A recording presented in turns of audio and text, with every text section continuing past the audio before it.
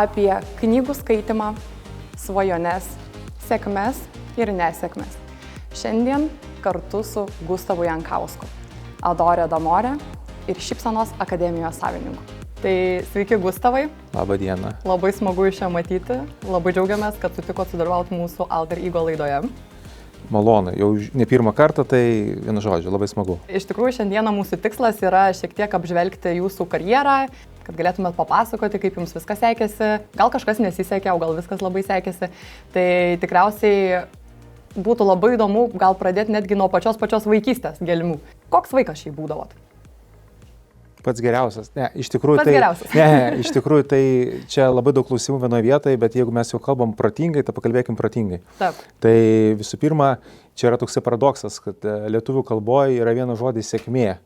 Anglų kalboje yra luck ir success. Luck yra tai, kad tu realiai pasiekiai savo darbu, tai nėra atsitiktinis pasiekimas, o atsiprašau, success toksai yra, Taip. O luck yra grinai kaip laimėti loterijai.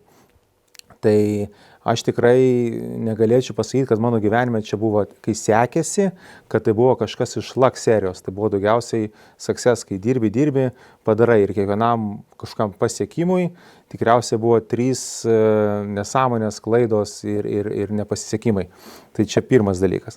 Dabar antras dalykas, koks aš buvau vaikas. Tai jeigu tai pradėjom ir protingai dar tą užvarykime viršaus atvirai, tai aš vaikystėje, kai buvau 3 metų, turėjau labai sunkią širdies operaciją.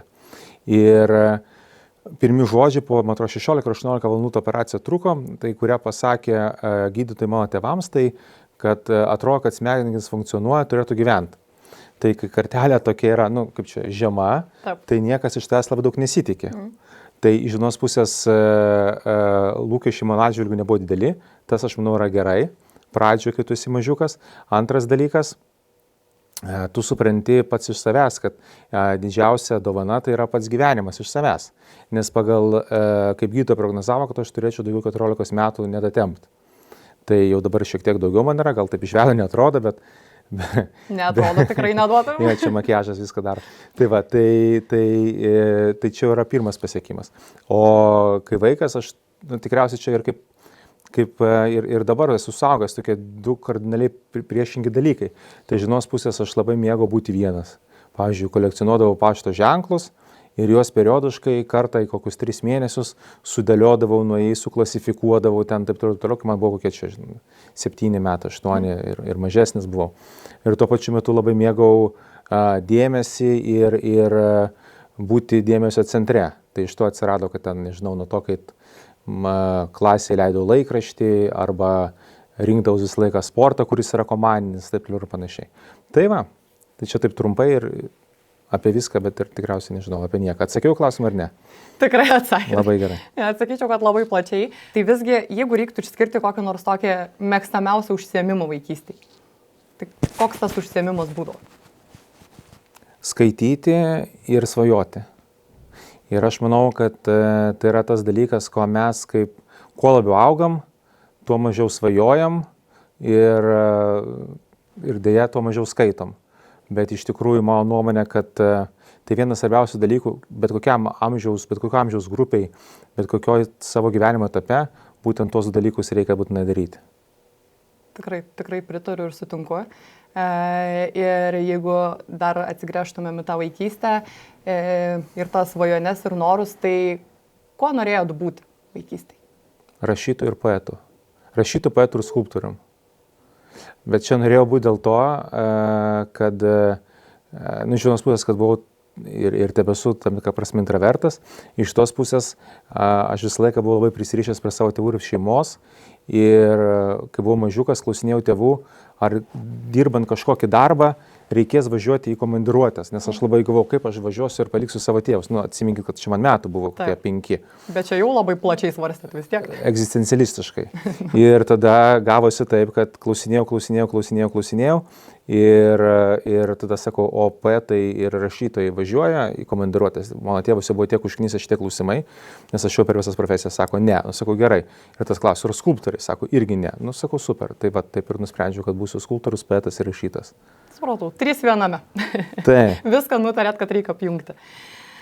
Ok, o jeigu mes pajudėtumėm toliau link to gal tokio, kaip sakau, kertinio taško, gal net nelabai kertinio, bet jau kai šiek tiek ūgtelėjot, paaugot, ane, kuriam taške supratot, ką norit veikti, kas yra realu veikti, gal tai buvo mokyklos laikai, gal vėliau?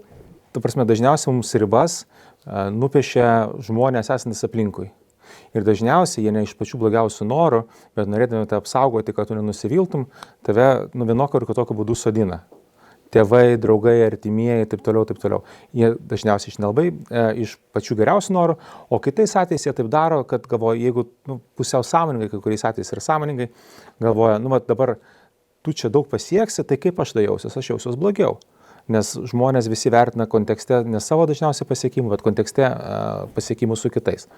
Tai mano, jeigu taip žiūrint retrospektyviai, viena didžiausių klaidų yra, kad aš galvojau per mažai, kas yra realu, per mažų mastelių. Realu, ką susigalvosi, kuo ambicingiau galvosi, tuo daugiau ir pasieksi. Tai pirmas dalykas. Antras dalykas, žinot, ko noriu, yra toksai labai dažnai būna įpareigojantis klausimas, nes tu manai, kad tu žinai, ko nori, pradedi daryti. Gal tu nelabai ten nei patinka, nei sekas, nei dar kažką, bet tu jau pradėjau, ką pradėjai, reikia paveikti ir panašiai. Aš manau, čia yra kita klaida, kur žmonės daug daro, daug žmonių daro, tai kad pradėjau, įstojau, nes tėvai sakė. Kodėl? Nes saugi profesija. Pasirenku iš karto tokį saugesnį variantą. Tada pradedu mokytis, nelabai patinka, bet ir toksai po truputį, jau kaip ir baigiau, tai reikia dirbti pagal profesiją. Tai įstojau kažkur, bet mokiausi nelabai širdies, nes nelabai norėjau. Tai tikriausiai ir mano balai buvo nelabai geri. Balai nelabai gerai baigiau universitetą, negavau paties ten geriausio darbo. Ir darbas nelabai patinka, ir dirbu taip vidutiniškai. Ir tas gaunasi toks visą gyvenimą taip normaliai, toks lėtai verdamos varlės efektas. Tai mano nuomonė reikia bandyti, kaip sako Facebookas dabar Meta, move fast and break things.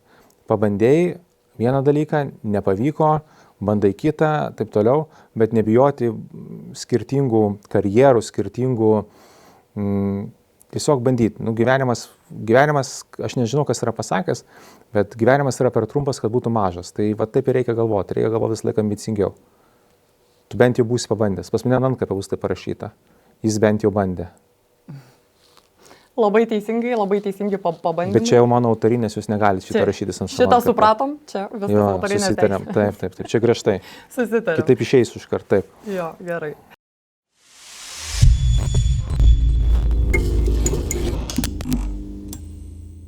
Sutinkat, ne, su tuo pasakymu, kad tai, ką darai, reikia daryti gerai ir iš širdies. Taip. Bet jeigu jauti, kad galimai galvoja, ne, kad va čia tau patiks, pritiks, bet gal suklydai, tai yra normalu klysti, ne? Tai aišku, ta prasme, bendram kontekste žmonių, kas aš toks, nieko įspūdingo žmonijos istorijos prasme, taip, ar pasaulio dabartinio prasme, ar Lietuvos, bet kiekvienas iš šių pačių didžiausių, taip toliau, daugiausiai pasiekus versle, moksle, sporte, taip toliau,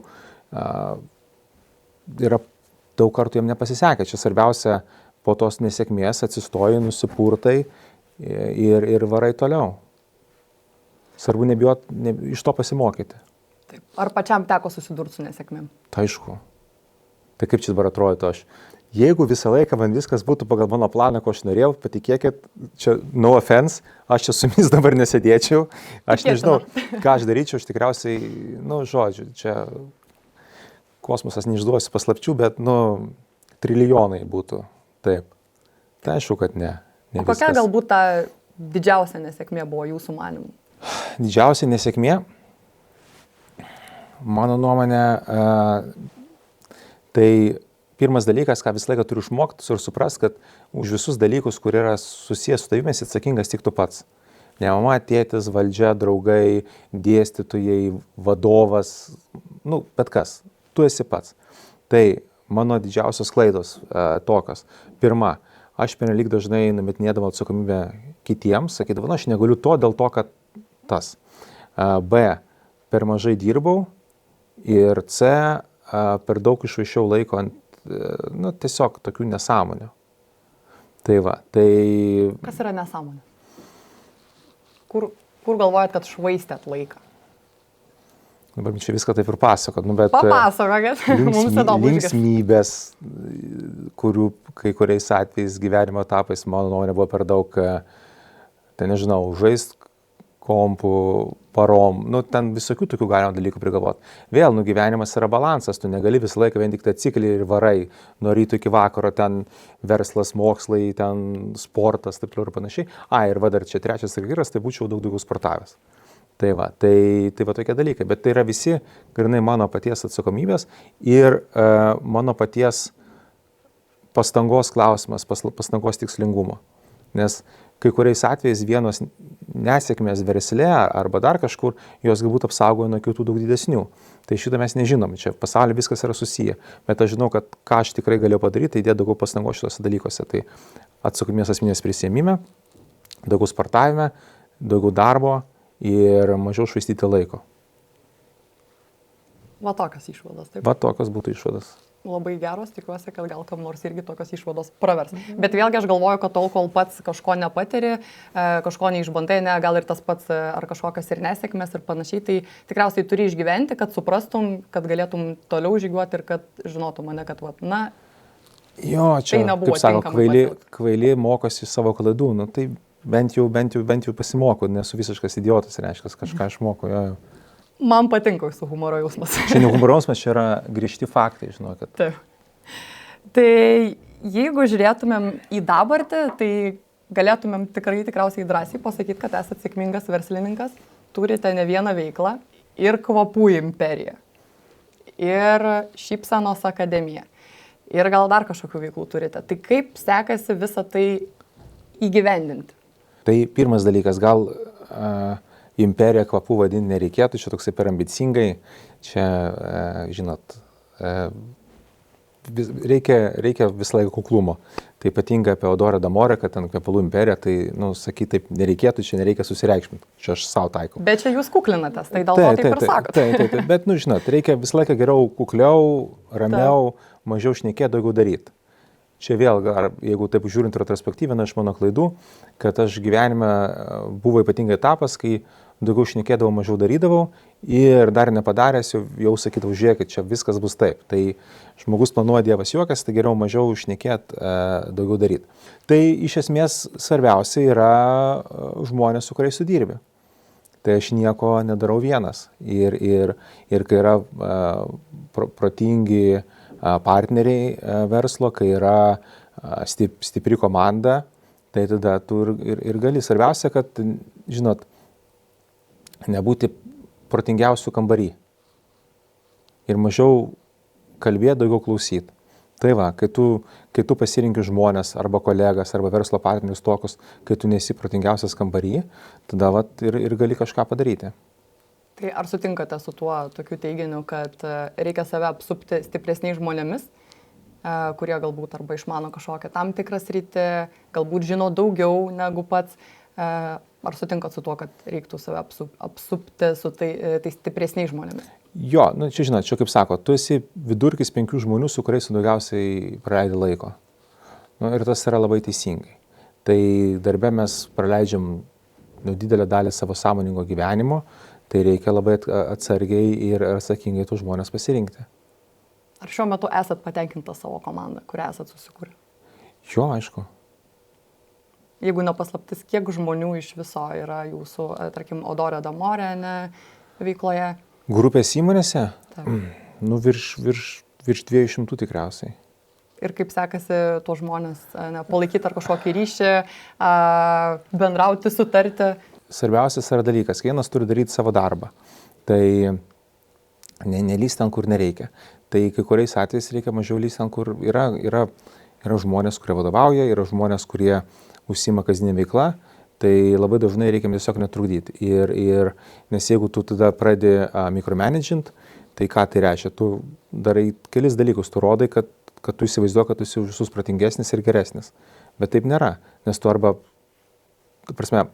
tu sodini žmonės į žemyn, arba tu tiesiog pasirinkai labai prastus žmonės. Ne tai, kad prastus žmonės, netinkamus to pozicijai žmonės. Bet kuriais atvejais tai yra tavo vėl paties atsakomybė. Tai va, tai geriau taip nedaryti. Arba pasimokyti iš klaidos ir tada vėlgi kažką keisti. Taip. O Adore d'Amore, iš kur yra kilęs šitas pavadinimas, ką jis reiškia galbūt? Jis yra kilęs, jis yra itališkas, tai yra meilės kvapas arba kvapas, kurį aš myliu, ir čia yra toksai žodžių žaismas, nes italų kalboje kaip kvapas tai nebūtinai reiškia kaip aromatas. Aromatas tai yra visiems, kas patinka. Kvapas, kaip ir lietuvių kalboje, tai yra nebūtinai turi būti tas kvapas, kuris patinka visiems, bet svarbiausia, kad tai yra kvapas, kuris patiktų tau. Tai kai mes ir kūrėme šitą koncepciją, mes sakėm, kad ten tu rasi ne tai, kas patinka visiems, bet ten tu rasi tikrai, kas patinka tau pačiam. Arba svarbiausia pačiai. Nes svarbiausia, kas yra gyvenime, būti harmonijai su savim, mylėti save labiausiai ir duoti labiausiai savo tai, ko tu nori. Nes vienintelis žmogus, su kuriuo eisi, kaip sakyti, miegoti vakare ir kelsies ryte, tai garantuotai būsi tu pats. Tikrai. O jeigu kalbam dar apie tą kvapų imperiją, kur jūs nenorite taip vadinti. Nenoriu taip vadinti. Nevadinkim, taip. Bet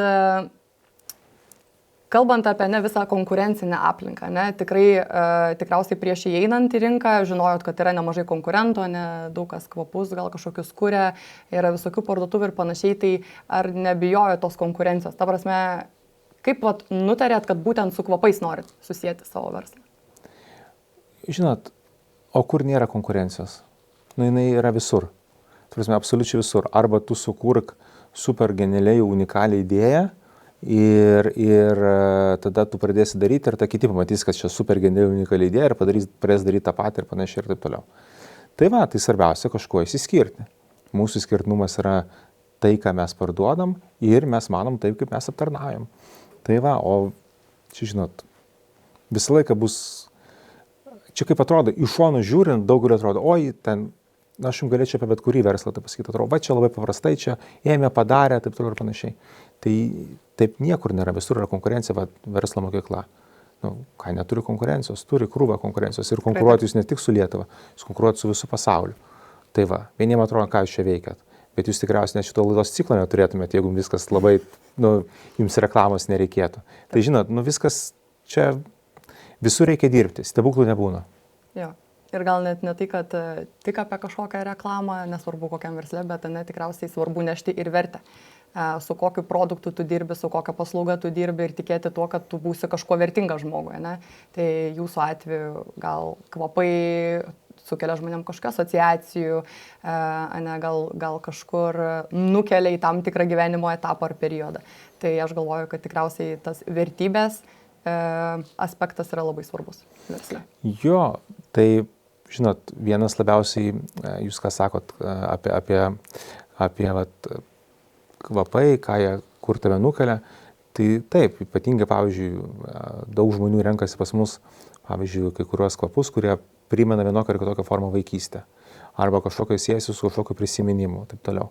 Ir tai tiesiog, jeigu tu gali būti apsirengusi paprastais džinsais, marškinėliais, bet pasikvėpinsi tuo kvapu, kuris tau siejasi su pačiais kokiais geriausiais prisiminimais, tu save visą, kaip čia, pakeli keliais laipteliais aukštyn, tu atrodo eini nuo žemės, neini per žemę, tu kaip čia planiruoji. Tai yra maži dalykai, kartais gali nulemti labai didelius skirtumus. Ir čia tiek asmeniniam gyvenime, tiek kvapuose, tiek versle, visur. Velnias yra detalėse. Tikrai taip visada. Visada viskas susideda iš detalių. Taip. Kad ir kaip kartais jis sako, tai čia žinok, čia tik detalė, čia nieko, bet aš visą laiką irgi laikausi tikriausiai to tokio suvokimo, kad visgi galiausiai viskas ir susideda iš detalių. Tai labai jas svarbu stebėti, žiūrėti ir žiūrėti. Bet jeigu dabar pakalbėtumėm apie jūs kaip apie asmenybę, koks jūs esat namuose, nes darbe tikriausiai visi turim kažkokį tais vienokį amplua, bet koks žmogus esat namuose? Čia ne manęs reikėtų klausti, tikriausiai to, kaip čia jums dabar atsakyti juokais, rimtai. Nežinau, aš tai galvoju, gerai, pats geriausias, antras dalykas. Fainiausias, smagiausias. Dažniausiai pats savo tik tai. Antras dalykas yra, kad aš manau, kad aš esu toks pat visur. Ta prasme, žinot, vienas iš tų dalykų, ką aš mes visą gyvenimą dirbame, labai daug kas dirba dėl laisvės. Dėl laisvės daryti tai, ką nori, sakyti tai, ką nori, elgtis taip, kaip nori, rengtis taip, kaip nori, toliau ir panašiai. Ir labai dažnai mūsų gyvenimo taisyklės suvaržo. Tai ten reikia ateiti į darbą, tada išeiti tada. Prieš ten kolegas arba ten, nežinau, vadovą elgtis taip, mokyklą, universitetą elgtis taip ir panašiai. Tai aš stengiuosi kuo labiau būti vienodas. Aišku, aš ten moderuoju savo elgesį iškeliu prie situacijos, nes, čia ne vienas iš mūsų nesam angelas, to labiau aš, bet aš stengiuosi būti visur toks pat. Taip tada daug mažiau vidinių pastangų kainuoja. Sutinku. Bet jeigu gilintumėmės gal į kažkokius hobius, ar yra kažkokie hobiai, ar čia yra labiau viskas susiję gal su darbu ir domėjimuose tuo, kas vyksta darbe? Kai turi savo verslą, tai daugelis, kas jį turi, tai tu juo kaip ir gyveni visą laiką. Ir sakau, visi, kurie turi verslą, manau, tą patvirtins, nes tau ta riba tarp verslo, tarp darbo ir laisvalaikio, jinai tokia būna labai įsiliejusi. Aš jos nelabai jaučiu. Iš vienos pusės tai yra fainai, iš kitos pusės tai labai labai vargina dažnai. Bet šiaip, aš irgi nepasakysiu jums kažko tokio labai super mandro. Man patinka, ką aš sportuoju, bet kur tą agresyvesnę savo pusę, tai išlieju kovos menuose, tada skaitau viską, bet ką ir kuo daugiau, nes aš manau, kad čia vienas iš svarbiausių būdų, kaip plėsti akiratį apskritai gyvenime. Ir tu niekada nežinai, kur kai kurios žinios arba kurie faktai to pravers ir keliauju. Čia toks visiškai jau standartas, bet taip yra. Tai va. Bet skaitimas realiai galima sakyti, kad liko nuo vaikystės laiko, ne? Nes jau vaikystėje skaitėt ir kažkaip matyti per gyvenimą tas skaitimas niekur jūsų toliau ir nebepalieka. Jo, čia... Tuo pasisotina, tai gaunate ne kažkokio įkvėpimo.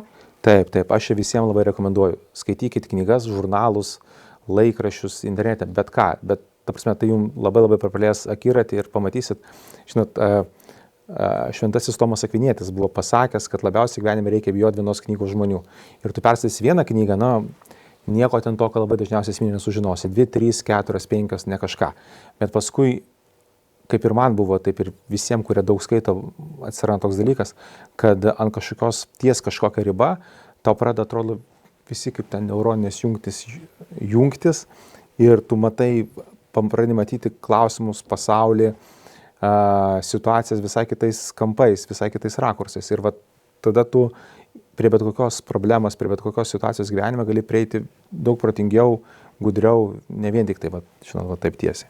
Gerai pasakyta, gudriai taip sakant, tai tikrai manau, kad... Aš labiau mėgstu žodį protingai. Protingai. Tikrai. Gudriai tokį turi aspektą, tokį, jis gudrus, protingas visai kitaip. Tai, jau iškart geriau skamba. Tai šiandien nenaudojam žodžio imperija ir nenaudojam žodžio gudrus. Gerai, išsibraukiam kelias žodžius iš žodyno, bet nieko. Taip. Jeigu reikėtų įvardinti kokį nors žmogų autoritetą, koks žmogus jums yra autoritetas, o gal tai yra ne žmogus? Gerai, 2. Tai Maikas Tysonas ir čia labai taip skamba keistai, bet aš labai rekomenduoju paskaityti autobiografiją ir daugiau pasidomėti gyvenimo istoriją. Tai yra apie žmogus, kaip sugeba pakilti iš visiškos pelkės į absoliučias aukštumas, vėl kristi žemyn, tą vėl pakilti ir tai yra, mano nuomonė, viena iš įspūdingiausių asmens ir žmogaus gyvenimo istorijų apskritai, bent jau moderniam pasauliu. Tai ir plus labai gerai jisai plakdavosi. Tai aš kai noriu, kaip čia būna, kiekvienas turi guilty pleasure, tai pavyzdžiui, aš mėgstu YouTube pasižiūrėti, jau mintinai žinau, tai Maiko Tysono top 20 nokautų ir žiūri ir toksai atrodo kaip, dabar čia tikriausiai ties to laiko švaistimu, ką dabar darau. O antras, tai greičiausiai yra mano sūnus, nes aš praktiškai visus dalykus arba bent jau daugelį dalykų darau taip, kad aš galvoju, kad jam nebūtų gėda dėl manęs. Tai ir kad jis galėtų manim didžiuotis tiek dabar, tiek ateityje. Paminėjote sūnų, tai kaip ir sakiau irgi prieš tai tikrai turite nemažai veiklų skirtingų ir tikrai daug savęs atiduodat darbui. Tai kaip sekasi balansuoti tarp šeimos ir tarp darbų Normaliai. Normaliai. Ne, nu kaip jums dabar atsakyti? Vieną dieną geriau, kitą dieną blogiau, žinot, čia nešventieji podus lipdo, visi mes gyvenime turim 24 valandas, tai aišku, kad neįdėliai, neoptimaliai, bet manau, kad viskas gerai. Yra žmonių, kurie tikrai dirba daug įtempčiau, turi daugiau vaikų, turi daugiau kažkokių šeimoje ten situacijų ar problemų, tai mano tikrai nėra pati sudėtingiausia, tai viskas normaliai. Žodžiu, atrandat visgi tą balansą, ne tą žodį, kurį čia dabar visi labai vartoja. Ne, nu žinot, tas balansas labai dažnai toks būna pasiteisinimas, kaip kažko nedaryti. Kaip būna, reikia viską su protu, reikia nuosaikiai, taip toliau. Bet kas tą sako? Pažiūrėkit, bet koks žmogus moksle, versle, sporte, taip toliau. Ar jisai tai, ką jisai pasiekė, asmenybė bet kokia, pasiekė nuosaikiai, su balansu, taip toliau ir panašiai. Ne, didžioji dalis tą padarė varydami maksimaliai. Tai va čia tikriausiai reikia visiems atsisakyti savo klausimą, kas tu nori būti. Ar tu nori būti vidutinybė, toks normalus, ar tu nori būti aukštesnis negu vidurkis. Mane labiausiai gyvenime veda į priekį vidutinybės baimė, būti vidutinišku. Ir dėl to man niekada neužtenka to, ką aš pasiekiau, nes mano nuomonė, aš visada esu nieko nepasiekęs ir tai yra noras eiti į priekį. Taip, labai dažnai žmonės, manau, ir idealizuoja tą verslininko paveikslą, ne, kur atrodo, kad oi kaip čia fainai tą savo verslą turėtis, čia padirbsiu nuo 9 iki 5, ne, užsidarau kompiuterį ir einu toliau į gyvenimą. Tai manau, kad taip nevyksta gyvenime, ne, tų žmonių, kurie tikrai daro dalykus, kurie turi kažkokią tai savo veiklą, ar nebūtinai savo veiklą, gal dirba samdomą darbą, bet tikrai myli tai, ką daro. Tai tikriausiai čia šito vietu irgi sutinkat su tuo, kad reikia mylėti tai, ką darai ir suprasti, kad nebus, jeigu turėsi savo verslą, tai uždarysi kompiuterį 5 ir eisi gyventi savo gyvenimo. Ne? Tai čia yra kardinaliai priešingai. Jeigu tu turi savo verslą, o ypatingai pačio pradžioj, tai tu tik apie tai galvoji, tik tuo užsiimi ir viskas. Nu, čia, ir tu niekada nebus taip, kad tu 9 atsidarai kompiuterį, 5 užsidarai. Jeigu tu nori taip gyventi, tai tu turi imti samdomą darbą. Ir nu, čia vienareikšmiškai. Tada aš esu dirbęs samdomą darbą ir kad ir koks būdavo jis atsakingos pareigos, arba stresinės situacijos, aš niekada taip nesinervindavau, kaip nervindavausi versle. Nes nu, visą laiką reikia galvoti, kas gali būti blogiausia, kas gali atsitikti. Nu, tai dažniausiai darbe samdomam, jeigu tu neužsiimi piktybinę veiklą, tai blogiausia, kas atsitiks, tave atleis iš darbo. Nu ir kas atsitiks toliau, nu tu susirasi kitą darbą. Bėda. O kas gali būti, jeigu tau nepasiseka verslas?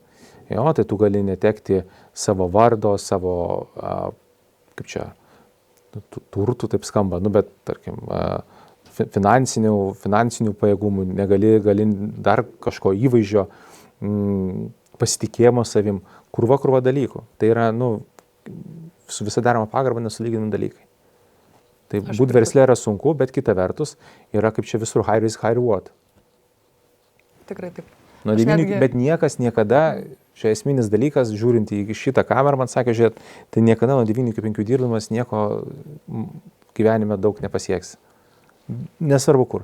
Dirbsi nuo 9 iki 9, gal ir bus šansas. Nėra garantijos, bet bent jau šansas didesnis. Yra Kinijoje. Čia tai yra nepopuliaru dabar taip kalbėti, bet nu vis tiek. Kinijoje yra ta darbo kultūra 996, nuo 9 ryto iki 9 vakaro, 6 dienas per savaitę. Ir jis sako, Kinijos augimo stebuklas.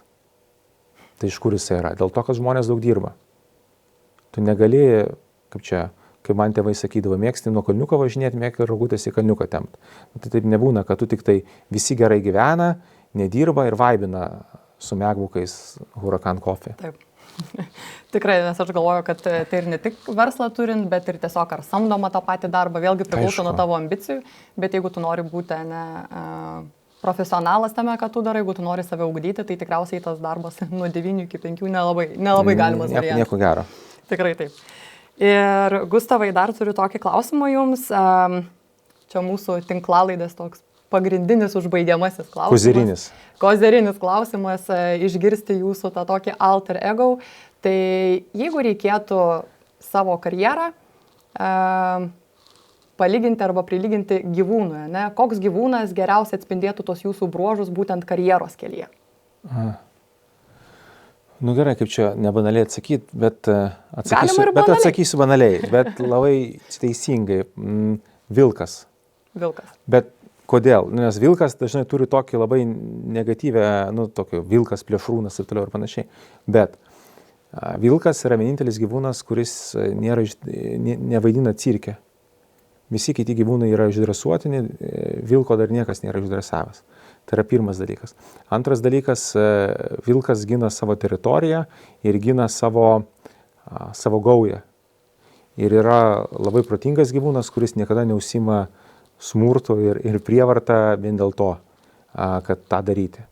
Tai jaučiu dėl šitų trijų dalykų. Sakėt banalus atsakymas, bet labai nebanalus pagristumas, sakyčiau.